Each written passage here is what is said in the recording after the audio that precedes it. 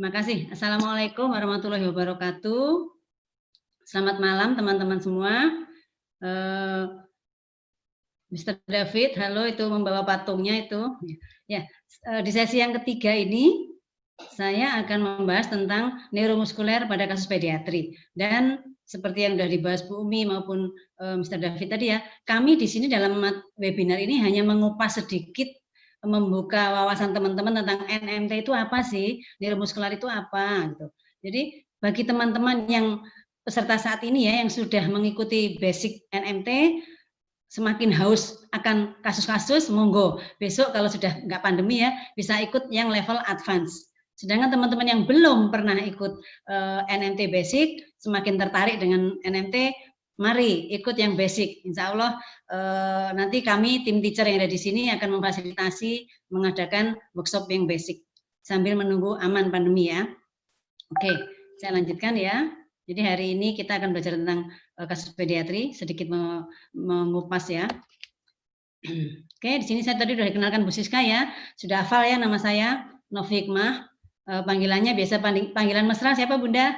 Bunda gitu ya, Bunda Novi. Ya Bu Siska ya. Pengalaman ini juga sudah tadi, oke, saya lanjutkan. Nah, ini sedikit bercerita tentang pertama kali saya bertemu Mr. David Blow ya. Jadi David Blow datang ke Indonesia pertama kali tahun 2015. Jadi itu mengenalkan NMT di sini dan saya mengikuti itu bertemu dengan Pak Narto. Jadi saya kenalan pertama dengan Bu Siska adalah di ini ya Bu Siska tahun 2015 pada saat NMT. Sejak itu kami kok jadi agak-agak so akrab gitu ya. Sama-sama punya hobi tempel-menempel, kami semakin memperdalam tapping dan terutama NMT sehingga ingin belajar lebih lanjut. Nah, pada NMT yang basic itu kami yang ikut belum belajar tentang kasus-kasus ya teman-teman. Kalau pengen tahu lebih lanjut tentang kasus yaitu ikut yang advance. Ya, kebetulan saya karena peminatan saya pediatri, fisioterapinya pediatri, ya, saya ikutnya advance-nya pediatri.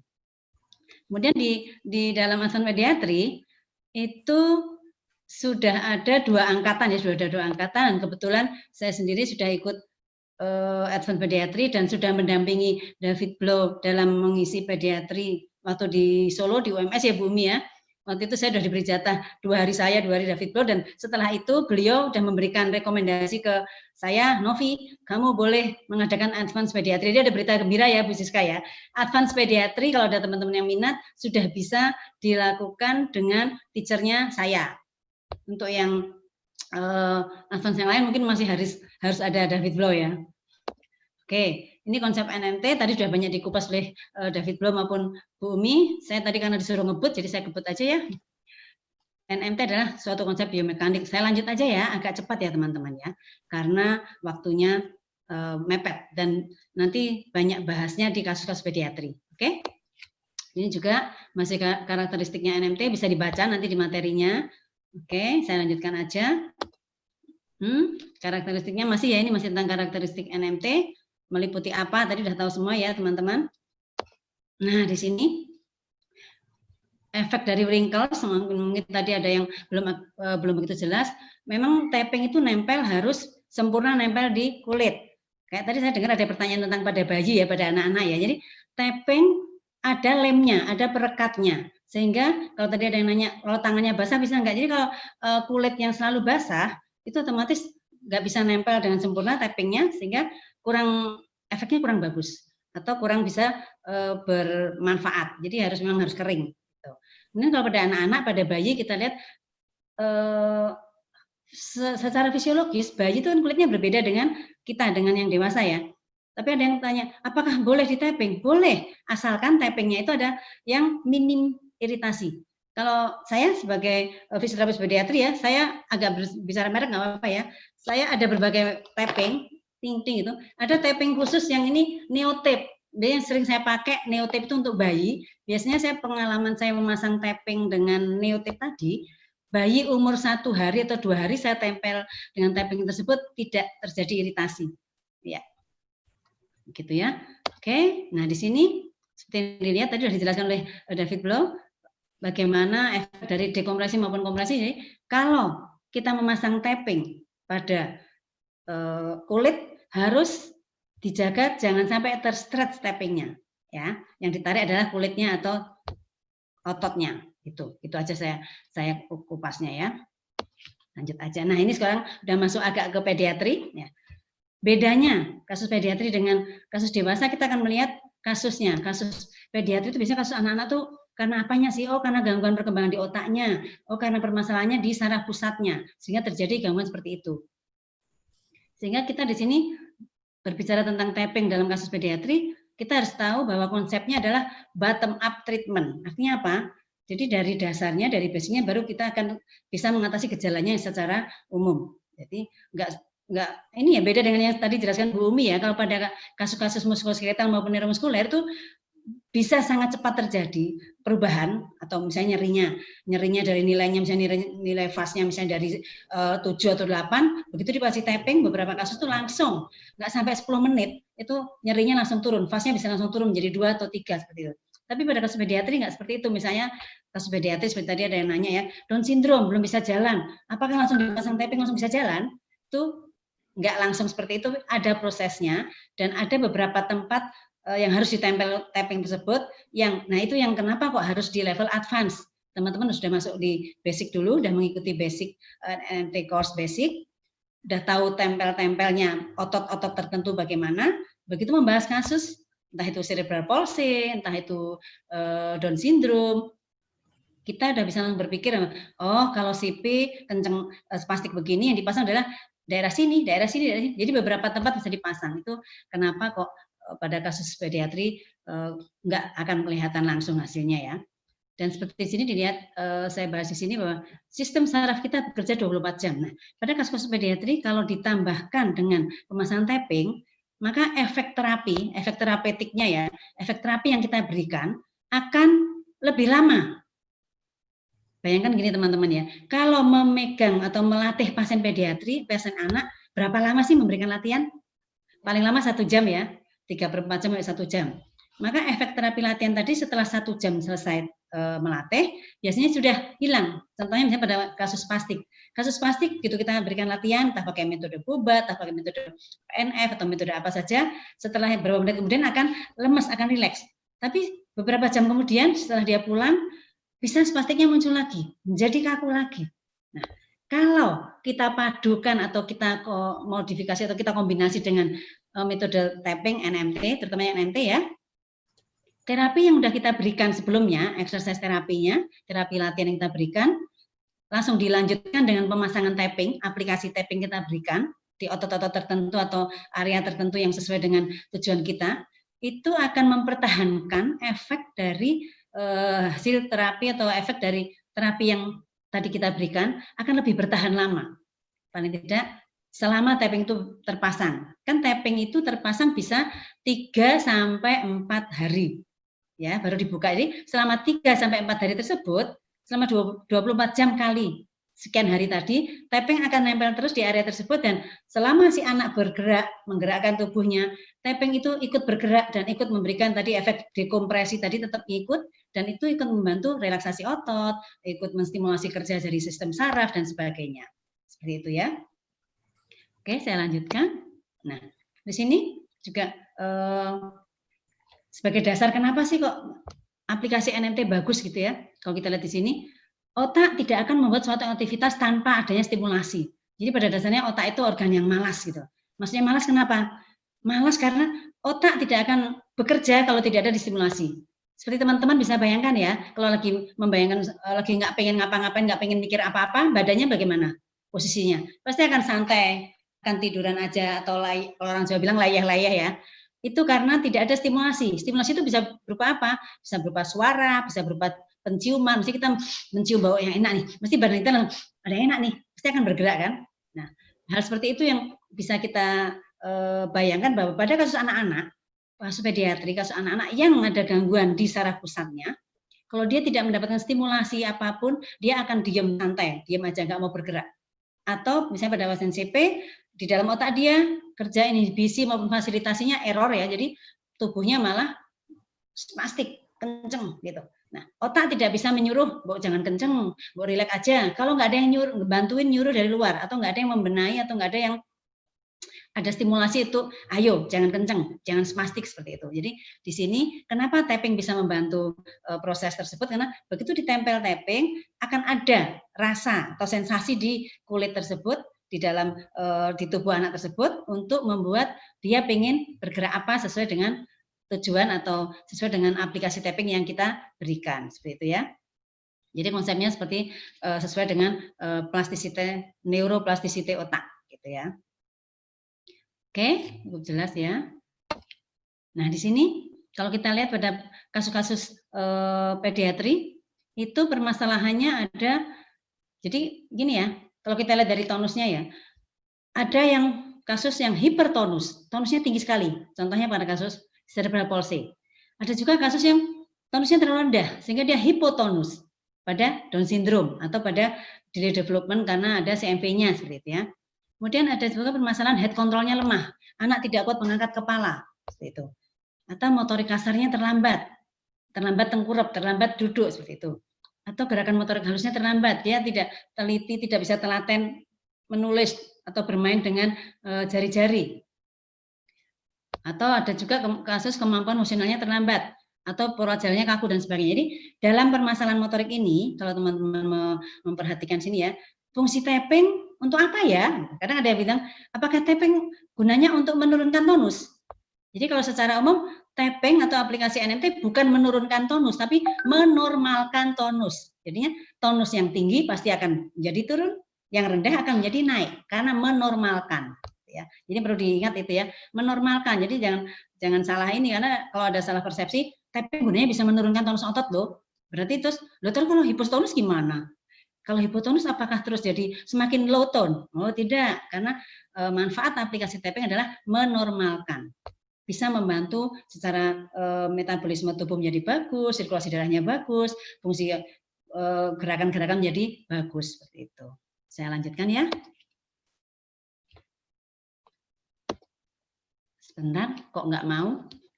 Ngadat Mbak Siska, tunggu sebentar. Sudah saya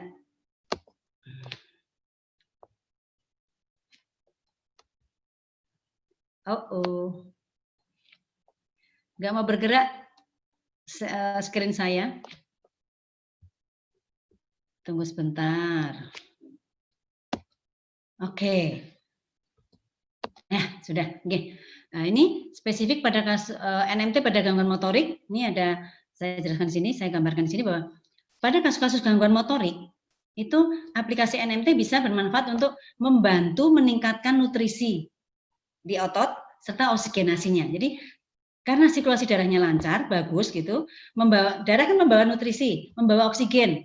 Jadi kalau kita bayangkan gini, pada kasus-kasus spastisitas atau kasus-kasus yang otot yang tegang, kencang, kalau dia tegang atau kencang itu sirkulasi darahnya akan terhambat, akan tidak lancar. Karena si pembuluh darah vaskulernya itu kayak terjepit oleh otot yang berkontraksi ya. Padahal di area otot tersebut semakin oksigenasinya kurang, semakin nutrisi jaringannya kurang, akan semakin jelek kinerjanya, akan spastisitanya semakin kencang. Nah, dengan kita berikan aplikasi NMT, sirkulasi darahnya menjadi bagus, oksigenasinya banyak, akan membantu secara fisiologis otot tersebut jadi suplainya banyak, bagus, dia akan lebih mudah rileks seperti itu. Ada juga manfaatnya meningkatkan mobilitas agar dapat mensupport perkembangan ototnya. Ya ini, pada kasus-kasus yang misalnya CP spastik ya, dia tonus ototnya tegang, kencang sehingga akan menghambat elastisitas dari si kerja otot tadi atau bisa membuat ROM-nya terbatas, ring of motion-nya menjadi terbatas. Dengan kita bantu dengan aplikasi tapping pada otot tertentu yang menghambat ring of motion tersebut, akan membuat ototnya menjadi rileks, sehingga area persendian yang kaku tadi bisa lebih enak digerakkan, ROM-nya bisa bertambah. Jadi secara umum pada kasus gangguan motorik, aplikasi NMT bisa membantu gerakan maupun pertumbuhan menjadi ke arah normal. Nah ini contoh-contoh kasus pediatri yang bisa diaplikasikan atau diberi NMT. Ada CP, bisa cerebral palsy, Down syndrome, ADHD, autis, torticollis, CTFV, speed delay, gangguan menelan, gangguan gangguan fungsi dari bicara, kita bisa membantu itu. Tapi ya teman-teman, yang ingin bisa memberikan atau mengaplikasikan kasus-kasus pediatri, sebaiknya pertama harus ikut NMT Basic dan lanjut yang advance. Karena kalau hanya basic, belum bisa mengelola kasus ini harus diapakan sih. Tapi minimal kalau teman-teman nanti sudah ikut basic, untuk kasus-kasus tertentu seperti yang saya tampilkan di sini, bisa diskusi atau bisa sharing dengan kami-kami, ada saya, ada teman-teman, beberapa teman yang sudah advance pediatri, nanti akan diberikan arahan, apa sih yang harus diberikan aplikasi pada kasus ini, seperti itu. Jadi jangan berkecil hati terus, berarti kalau saya baru ikut basic dok, nggak bisa pegang pediatri, oh bisa, tapi kadang untuk menentukan area mana yang harus diberikan aplikasi tapping, teman-teman yang baru ikut basic harus berkonsultasi atau berdiskusi dengan teman-teman yang sudah ikut advance pediatri, ya. Jadi artinya apa? Kalau teman-teman belum ikut basic, ya belum bisa masang ini. Kalau mau masang sendiri, lihat di YouTube atau lihat di foto-foto yang saya tampilkan, mungkin bisa hampir sama tempelannya ya, tapi nanti efeknya akan berbeda.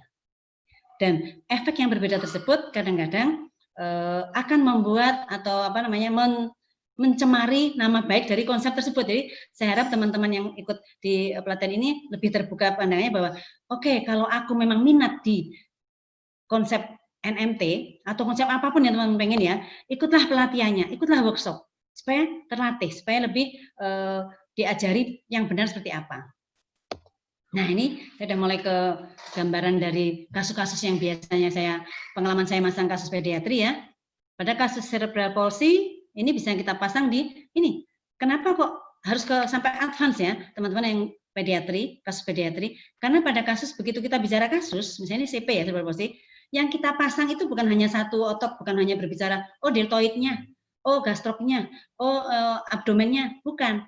Tapi kalau kita udah bahas kasus, artinya kita akan menyeluruh, bisa dipasang dari ujung kepala sampai ujung kaki ya. Ya, misalnya saya bahasakan ini anak saya ada ya. Pada kasus CP, biasanya posturnya gimana?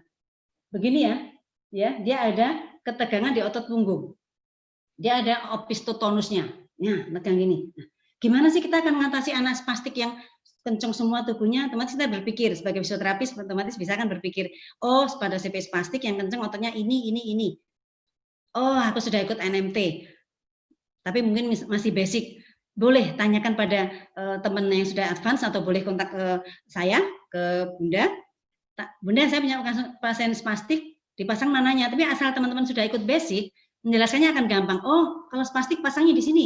Untuk head control kita pasang di neck posterior. Untuk ininya stabilitas tubuhnya atau untuk mengatasi opistotonusnya bisa pasang di lumbar, di ini apa namanya pectoralis. Pectoralis. Mana Mbak ini, Mbak? Abdominalis. Pada pectoralisnya bisa. Tempat-tempat mana yang akan kita pasang itu kita sesuaikan dengan permasalahan yang kita jumpai. Beberapa kasus ya pengalaman saya dengan kasus cerebral palsy, biasanya kalau kita pertama kali memberikan aplikasi pada kasus cerebral palsy, kita pegang area terangnya dulu. Perut sama pinggang kita pasang. Tadinya pasiennya itu yang tegak sekali gitu, dia langsung lebih rileks, lebih bisa tegaknya itu lebih yang nyaman, lebih ini. Dan kan anak-anak belum bisa dikasih ini ya, belum bisa ditanya ya. Kalau kayak tadi kasus Bumi, kasus dewasa tadinya nyeri, oh sudah berkurang nyerinya. Kalau pada anak-anak biasanya kita bisa merasakan dari tonus ototnya. Pasien CP spastik yang dia tadinya spastiknya kuat, mungkin kita bisa cek dengan Ashworth scale ya, nilainya mungkin tadinya 3 atau 4.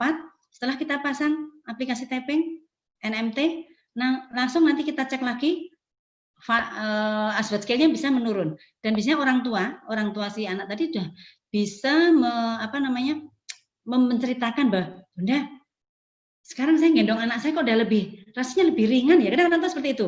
Setelah anaknya udah kita pasang tapping, aplikasi tapping gitu yang pasang CP, orang tua merasakan dia kok anak saya digendong lebih ringan. Dia bilang ringan. Karena apa ya? Karena anaknya nggak ada tahanan. Tadi dia nahan sekali kenceng, orang tua harus waktu dia menggendong, ya misalnya gini dia tadi anaknya, maaf ya, saya praktekkan ya. Anaknya kenceng gini, orang tua gendongnya harus benar-benar megangin itu. Begitu dia udah dipasang aplikasi tapping, lebih rileks, gendongnya santai aja. Nggak usah pakai tenaga, ya kan? Nah, itu biasanya pengalaman saya dengan kasus cerebral palsy. Oke, bisa juga kita berikan aplikasi pada kasus-kasus gangguan motorik halus. Ya, ini kita bisa bekerja sama dengan tim OT. Kebetulan saya di klinik GFBN ada tim OT. kita ada FT, OT, TW. Jadi kami sudah bekerja sama dengan profesi tersebut. Misalnya Bunda, ini anak ini molekulasi kurang bagus ini. Gimana? Oke, kita tambahkan tapping ya. Ini saya berikan contoh ya, pengalaman saya ke pasien. Ini ada contoh hasil orekan dia di sebelah ini. Jadi sebelum saya pasang tapping ini, sebelum dipasang tapping di tangan, dia memegang ballpoint atau spidolnya tadi itu sangat kaku sehingga mau membuat, saya suruh membuat lingkaran atau membuat kotak, nggak jadi. Jadinya hanya paling dua garis. Sampai beberapa kali seperti itu, seperti di contohnya. Tapi setelah kita pasang NMT, kita pasang aplikasi di tangan dan diaktifasi dulu, diberikan terapi latihan gitu, langsung kita suruh nyoba lagi dia membuat coretan ini, hasilnya di bawahnya ini ya, walaupun belum ketemu, tetap titiknya belum bisa ketemu, tapi dilihat dari bentuknya dia sudah berusaha untuk mencari ujungnya dari titik tersebut. Jadi itu anggota gerak tangannya itu udah bisa lebih mengikuti apa yang dia inginkan. Anak tadi kan ingin membuat lingkaran, membuat gambar bola. Pada saat belum pasang tapping, karena spastiknya masih agak kuat, dia kesulitan untuk membuat gerakan melingkar. Setelah kita pasang tapping, ototnya lebih rileks, kemampuan menggenggamnya juga bagus, jadi menggenggam dari si ballpoint-nya tadi lebih bagus, sehingga dia bisa menggerakkan dengan lebih bagus. Hasilnya juga tampak terlihat, begitu ya. Dan ini seperti saya tampilkan di sini ya. Kenapa ini ada gambar leher juga nih?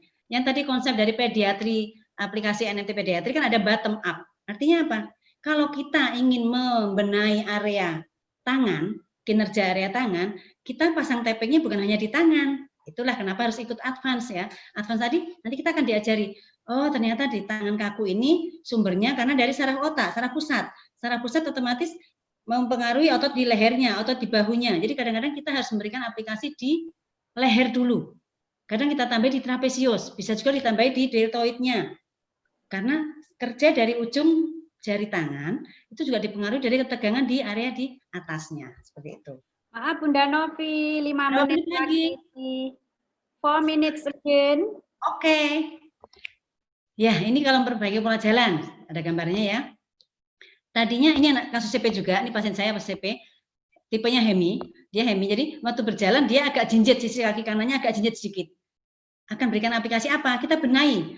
Oh, pertama adalah punggungnya dulu, kita pasang punggungnya. Kemudian apa? Lututnya, karena dengan dia posisi jinjit, kan lututnya juga menjadi kaku. Kita pasang aplikasi seperti ini.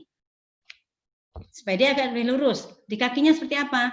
Oh, pakai ini tibialis sama gastrok. Jadi apa yang kita pasang sesuai dengan hasil asesmen kita, gitu ya. Jadi nggak patokannya nggak seperti harus ini dan ini, enggak. Kalau kita udah tahu tentang otot yang bermasalah, nanti bisa bermain di tappingnya saya berikan ini, potongannya lebih kecil lebih besar gitu.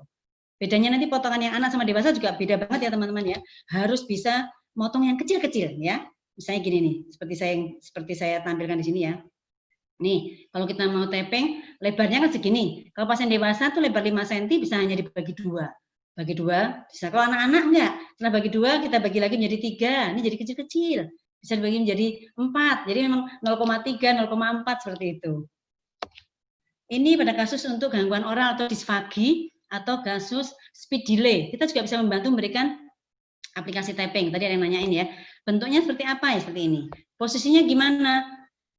Prinsipnya kalau kita memasang tapping NMT, prinsipnya adalah stretch skin, monggo, atau stretch muscle. Kalau anaknya tidak bisa atau tidak mau diposisikan mendongak atau mengekstensi, kita bisa stretch skinnya. Posisi dia tetap sedikit aja begini, kita stretch skin. Setiap masang siap maju 2 cm itu stretch skin seperti itu. Jadi memang ada seninya kalau di anak-anak ya, Mbak Siska, ada harus meeting harus pasien harus dikempit dan sebagainya. Oke, saya lanjutkan. Ini contoh kasus Down syndrome yang saya pegang. Down syndrome itu masalahnya apa? Hipotonus. Hipotonusnya di mana? Di mulut. Hanya dia selalu membuka. Ini ada saya berikan contoh nih, pasien saya habis dipasang tapping, nggak sampai 5 menit langsung terlihat mulutnya, lidahnya langsung agak masuk. Jadi orang tuanya senang banget. Kok bisa ya Bunda ya? Walaupun kadang-kadang masih keluar lagi, tapi efeknya akan sekian hari itu dia lebih banyak masuknya lidahnya dibandingkan pas meletnya. Seperti itu. Ini, nah yang hijau di tengah ini, tadi mungkin ada nanya tentang kasus flat foot. Pada kasus pediatri banyak bertemu dengan kasus flat foot. Ini tappingnya seperti ini nih. Belajarnya juga levelnya advance ya. Nanti monggo semakin biar pada ini tertarik ikut basic course, lanjut advance ya Mbak Siska ya. Ini contoh pada kasus nih, pada kasus gangguan konsentrasi ADHD maupun ADD, kita juga bisa membantu memberikan aplikasi tapping di mana? Di area dahi. Di dahi karena apa? Di dahi ini bisa pengaruh ke kontak mata. Jadi kalau oksigenasi banyak, jadi di dahi kita berikan pasang tapping dengan lebarnya kepada anak-anak, lebarnya paling ya hanya 0,4, 0,3 seperti itu teman-teman. Jadi harus belajar potong memotong ya. Ini menteleng ini lihatin harus bisa pakai kacamata.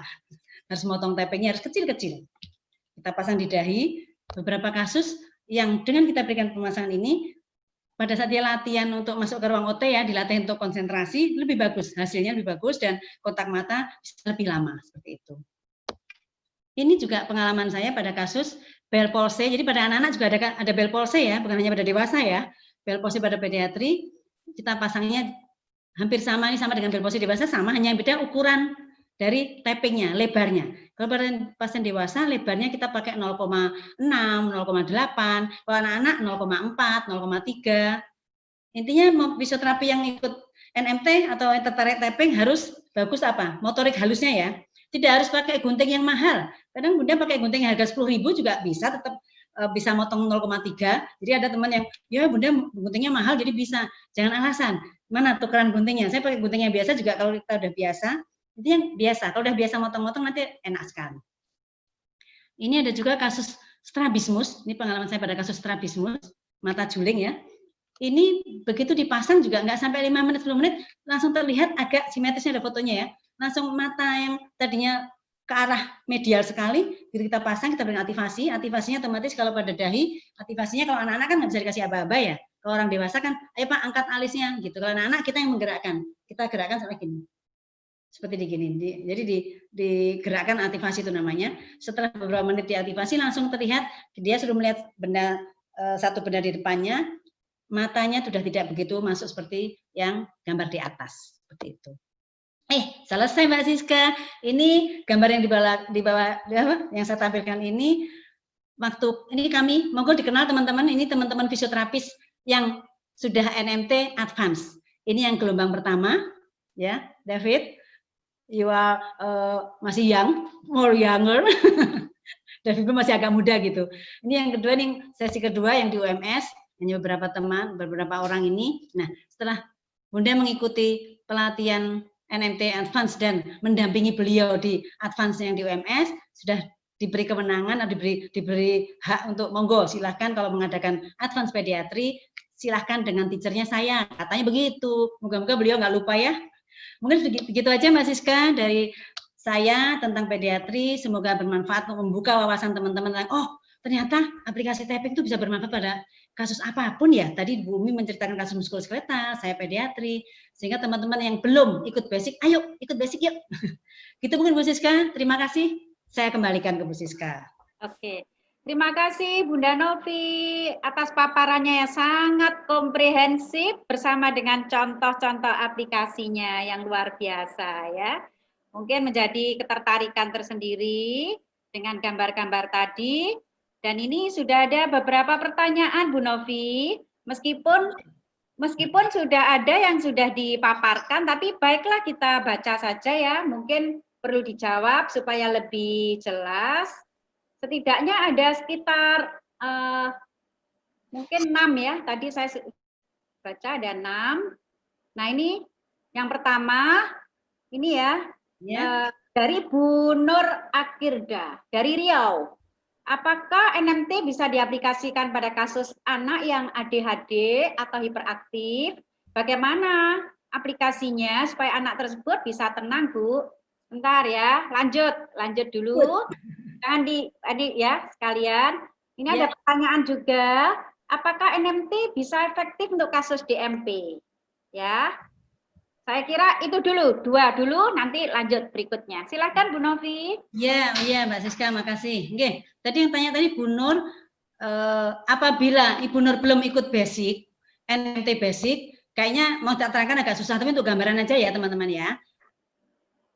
Aplikasi NMT bisa untuk kasus pediatri, apapun. Kayak tadi sudah berikan contoh. Yang penting kita punya apa? Kita punya basic tentang kasus ini bermasalah apanya sih? Ototnya, ininya, nah itu semua nanti kan bisa. Yang berhubungan dengan permasalahan otot, maupun saraf bisa kita bantu dengan aplikasi NMT. Yang penting perlu diberi apa namanya, kalau pada anak-anak ya, yang perlu dicek adalah kulitnya. Anak-anak tersebut kulitnya apakah dia sensitif? Maksudnya kita tanyakan ini, Ibu, Ananda kalau ditempel plester sering alergi enggak? Karena kita tanya mancingnya itu, plester Hansaplast atau apa gitu. Oh enggak kok, enggak apa-apa. Oke. Kalau enggak apa kita coba ya. Dan pada pemasangan yang pertama sebaiknya harus sedikit dulu, satu area aja untuk ngecek apakah dia cocok apa tidak. Nah, pada kasus ADHD tadi seperti saya contohkan ya, pada kasus ADHD yang bermasalah apanya sih? Misalnya gitu. Yang bermasalah konsentrasinya. Kalau konsentrasinya berarti fokusnya. Fokusnya berarti kita masangnya area yang dekat kepala. Mana? Lehernya, dahinya, seperti itu. Kalau misalnya pada pasien ADHD tersebut, dia kalau berjalan sangat kaku, sangat yang tegang sekali. Mungkin kita cek, oh ototnya ternyata spasma otot punggungnya. Kita pasangnya di punggung. Kalau untuk terang kontrolnya dia nggak bagus, kadang punggung juga harus dibarengi dengan otot perut, seperti itu. Kadang ada kasus ADHD dengan jalannya ternyata, oh dia jalannya suka jinjit, ya, ada jalannya jinjit-jinjit, kita cek gastroknya, ternyata kaku.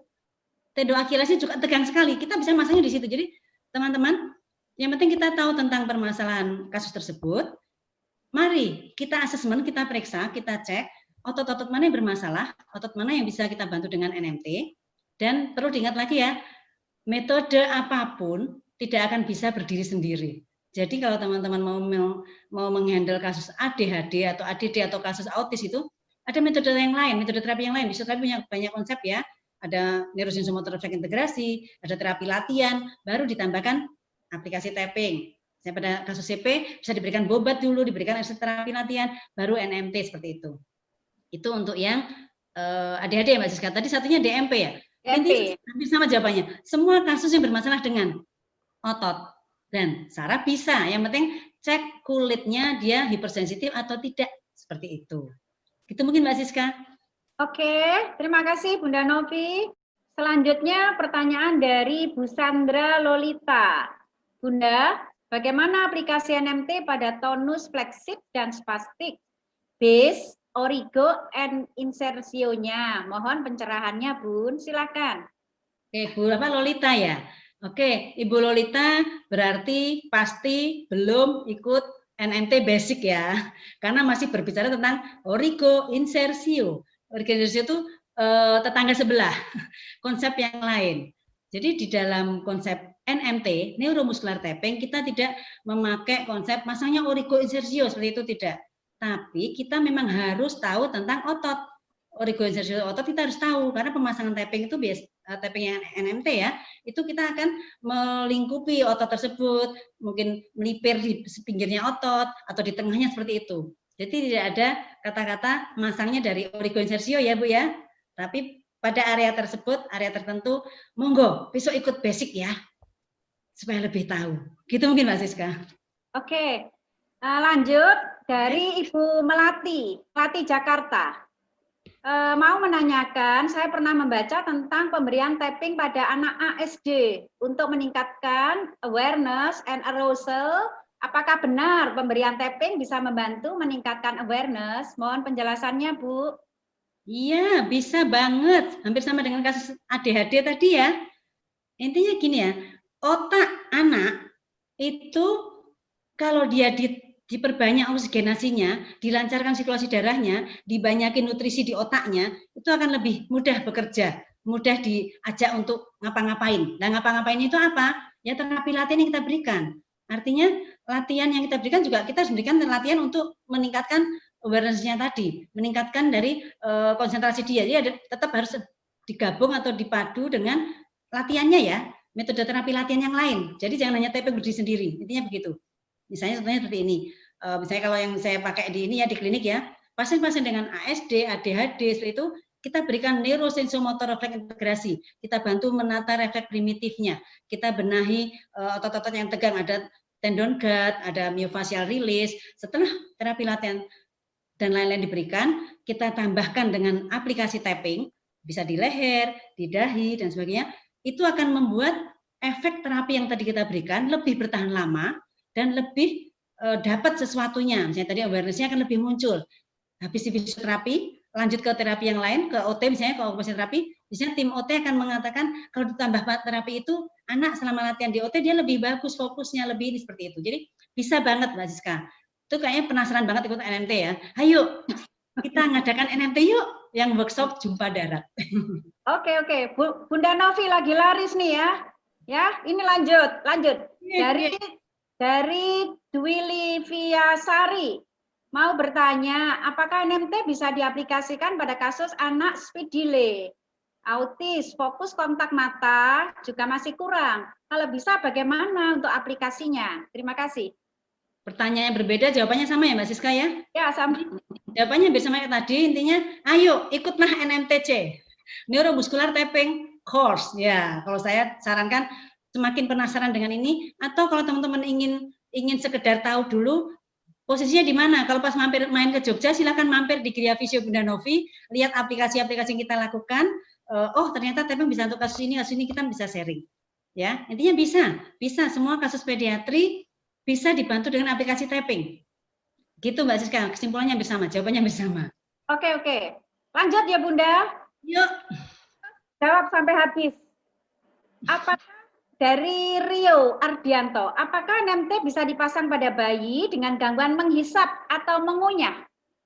Silakan. Ya, pada bayi ya. Pengalaman Bunda waktu di kasus bayi, pernah bertemu dengan pasien dengan bayi umur belum ada 1 minggu dengan kasus Bell palsy. Bell palsy karena kelihatan banget dia merotnya sekali gitu ya, kayak kok gemes ikut bantu karena dia waktu itu posisinya udah mau pulang baru ketemu saya ya.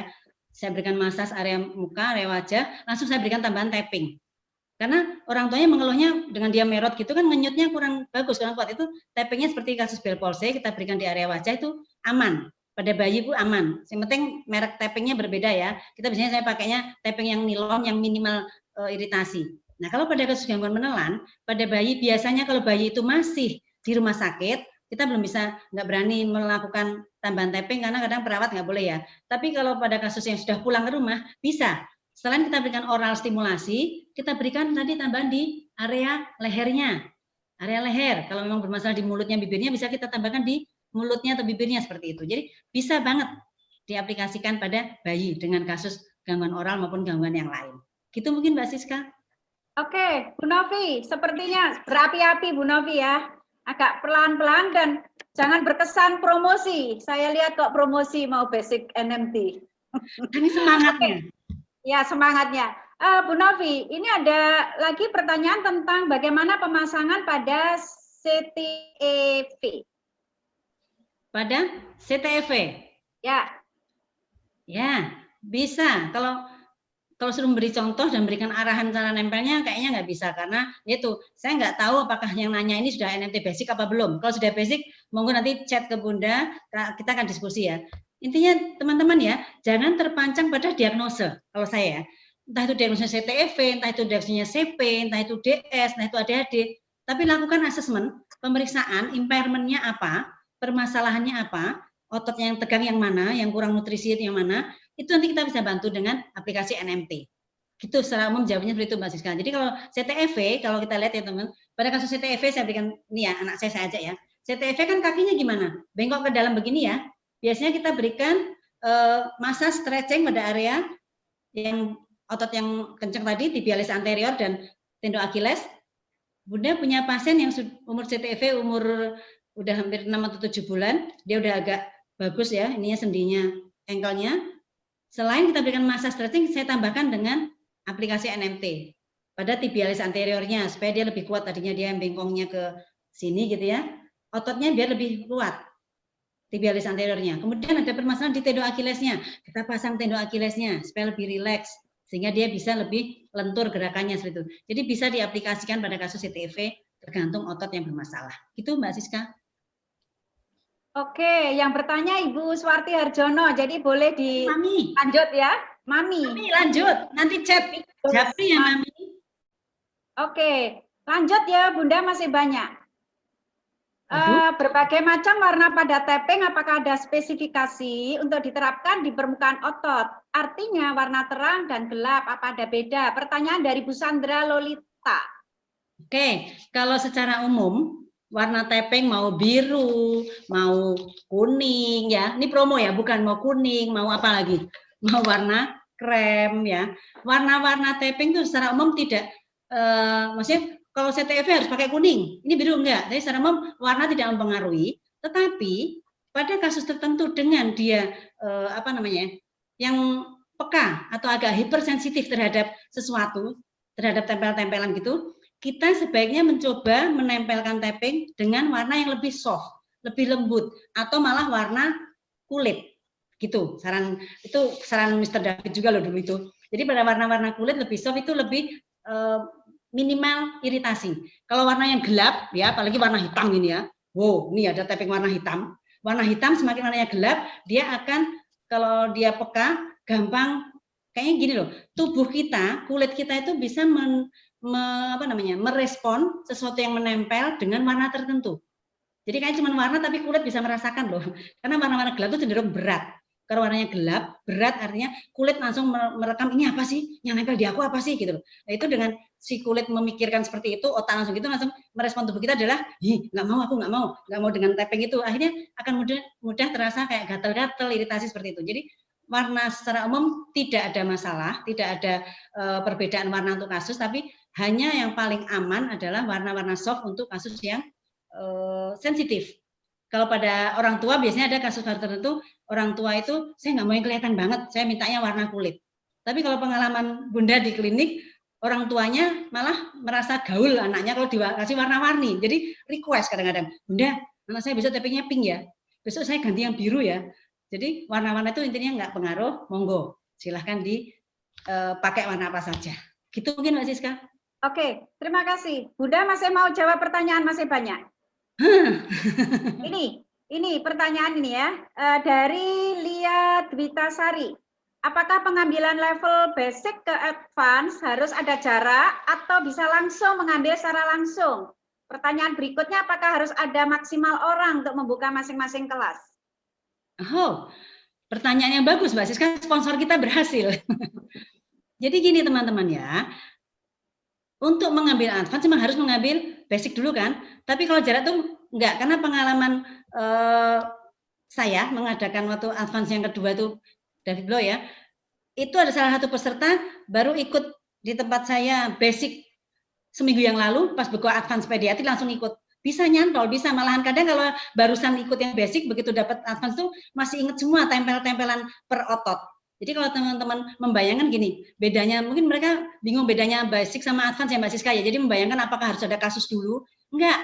Intinya kalau di basic itu kurikulumnya ada 4 hari ya, 4 hari pelatihan itu isinya kita akan diajari nempel-nempel yang di per otot, per grup otot, per kasus yang tunggal seperti itu. Begitu masuk ke advance misalnya pediatri, langsung ke kasus CP. CP otomatis CP itu butuhnya dipasang di pinggang, punggung, sini, tinggal gitu aja. Perpaduan kayak merumuskan ramuannya isinya apa saja itu diajarkan di advance. Jadi bisa langsung. Kemudian kalau untuk jumlahnya, biasanya kalau kami mengadakan dulu waktu mengadakan di waktu Jubah Darat ya, misalnya kita mengadakan di suatu tempat yang paling misalnya di hotel gitu, kalau jumlahnya kurang dari 10 kan nggak cocok ya, nanti kita tombok bayar hotelnya. Biasanya minimal itu bisa berapa? 10-15. Tapi kalau pengalaman saya mengadakan di klinik saya alhamdulillah ya, Gria Visio Bunda Novi sudah mendapatkan sertifikat dari David Blow bahwa boleh mengadakan pelatihan, bisa tempat pelatihan. Jadi kami sering mengadakan, peserta bisa hanya 4 atau 6 langsung kita handle. Yang penting jangan minta ruang hotel loh ya, ruangnya di klinik hotel Gria Visio Bunda Novi. Dan teachernya kalau hanya di bawah 10 bisa saya sendiri. Kalau kadang pesertanya agak banyak, 11, 12, 13 itu saya akan jawel tetangga sebelah, Bumi itu, Solo bantuin. Bumi akan membantu memberikan sebagai pembicara. Jadi intinya enggak minimalnya itu maksudnya bukan masalah ininya ya, tapi ya minimal ordernya tuh kalau sedikit banget nanti enggak cocok, Bo. Gitu ya, Mbak Siska. Oke, Bu Novi. Pertanyaan untuk Ibu Siska, tapi yang jawab harus Bu Novi. Aplikasi tapping pada kasus pediatri untuk pasien dengan defek pada jantung, apakah ada perbedaan metode pemasangannya? Mengingat aplikasi tapping berhubungan langsung dengan sistem peredaran darah. Pertanyaan dari Ibu Ratih Pramesti, Gadis. Dengan pemasangan apa tadi, Bu? Jantung ada pemasangan apa? tapping pada kasus pediatrik untuk pasien dengan defek pada jantung. Oh, defek, oke. Metode pemasangan. Oke. Intinya gini ya, kalau pada kasus anak dengan penyakit jantung, kita lihat dulu gini, sirkulasi darah dia secara umum. Saya penyakit jantung yang dia benar-benar sirkulasi darahnya nggak lancar, sehingga kita lihat di kuku-kukunya sampai ada biru-biru gitu, berarti benar-benar dia tidak lancar, tidak bagus, sebaiknya dihindari. Karena dengan adanya tapping itu semakin menghambat atau misalnya kita masang tapping di proksimalnya ya, sirkulasi darah yang ke ujung akan semakin terhambat, akan tidak bagus. Jadi dihindari kalau untuk kelainan jantung sebaiknya, kalau yang ada defek jantung tadi. Ya, gitu mungkin Mbak Siska. Oke. Masih ada satu lagi ya. Nah, ini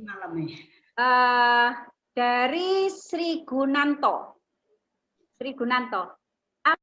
Saran-saran apa yang baik diberikan pada orang tua anak yang diterapi tapping agar anak tetap nyaman, aman sehingga efek terapinya dapat tercapai, dan bagaimana cara mengatasinya apabila ada iritasi? Terima kasih. Ini seperti yang saya sampaikan tadi ya. Kalau kita memberikan aplikasi tapping pada anak-anak, pertama tipsnya ya, pertama kita pilih warna yang soft muda, atau malah yang paling aman adalah warna kulit, karena ini meminimalkan iritasi, minimal. Jangan warna hitam tadi ya, yang hitam jangan. Jadi warnanya yang soft, yang muda. Kemudian pemasangan tapping, misalnya kita berpikir gini, pada kasus cerebral palsy, ya, misalnya ini pada kasus cerebral palsy, bisa dipasang di leher, di bahu, di tangan, di pinggang, kan bisa banyak ya. Tapi kalau pada kasus itu pasien itu baru pertama kali diberikan aplikasi tapping, sebaiknya satu tempat saja. Biasanya kami memilih misalnya pasien CP spastik ya, pinggang dulu, pinggang dan perut. Itu tempatnya cuma sedikit ya, depan belakang. Efeknya bisa kelihatan sekali loh. Pengalaman kami di klinik ya, teman-teman fisioterapi GFBN dan hafal ya. Pada kasus-kasus CP yang dia posisinya masih tegang ya, masih opistonusnya ini masih tegang gitu. Begitu kita pasangkan di perut dan di pinggang, dia akan lebih rileks ininya. Atau pasien CP Down syndrome yang duduknya masih meleot, duduknya masih membungkuk gitu, kita berikan di sini pinggang dan perut, dia langsung bisa duduk lebih tegak. Jadi minimalkan dulu, walaupun kita lihat kakinya kayaknya perlu deh, tangan perlu. Sedikit dulu tempatnya, minimal satu tempat atau dua tempat perut dan pinggang, untuk jelaskan orang tua, Ibu, saya pasang sedikit dulu sini sama sini, karena saya ingin melihat apakah adik iritasi atau tidak, ya, apakah dia akan nyaman dengan ini, dan pemasangan tersebut sudah kelihatan manfaatnya. Kita tunjukkan, Ibu habis dipasang tapping nanti kita lihat duduknya lebih tegak ya. Ini, oh iya iya, seperti itu. Kemudian kita sarankan juga ini, Bu, boleh mandi loh. Kadang orang tua menanyakan loh, Bunda, anak saya boleh dimandikan nggak? Kadang gitu ya. Dikiranya kalau udah tapping nggak boleh mandi. Boleh Bu, tetap mandi. Bahkan di bak air mandi agak lama juga nggak apa-apa. Asalkan pada saat basah tadi jangan dituil-tuil ujungnya, nanti dia terlepas. Jadi begitu selesai mandi langsung diangkat, dilap pakai tisu biar kering, dia akan rekat lagi. Jadi itu seperti itu. Lalu saran saya, orang tua diberitahu. Kemudian gini, Ibu ini saya pasang tapping ya, tapping bisa untuk 3 sampai 4 hari. Tapi kalau baru sehari kok anak rewel, menangis, kita lihat tappingnya. Area tapping yang nempel tadi, misalnya nempelnya di sini gitu, di sekitarnya tadi, dia ada ini enggak? Kulitnya ada kelihatan kemerahan enggak? Ada iritasi enggak? Atau anaknya gelisah kayak mau garuk-garuk area situ?